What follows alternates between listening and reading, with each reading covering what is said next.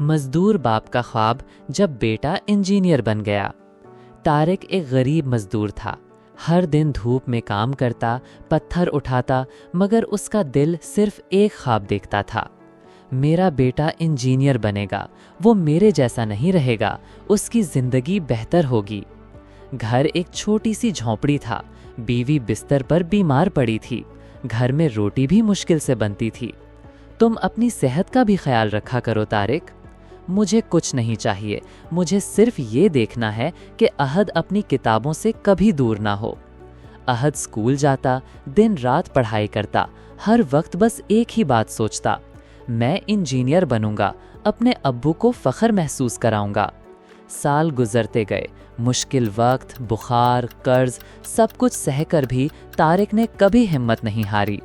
फिर एक दिन अहद के हाथ में डिग्री थी, इंजीनियरिंग की डिग्री। अब्बू, ये डिग्री आपके लिए है। तारिक की आंखों में आंसू थे, लेकिन दिल में फख्र था। मुझे फख्र है कि मैं एक इंजीनियर का बाप हूँ। ये कहानी हमें सिखाती है कि हर मजदूर के पसीने में एक ख्वाब छुपा होता है, अपने बच्चों को कामयाब देखने का ख्वाब।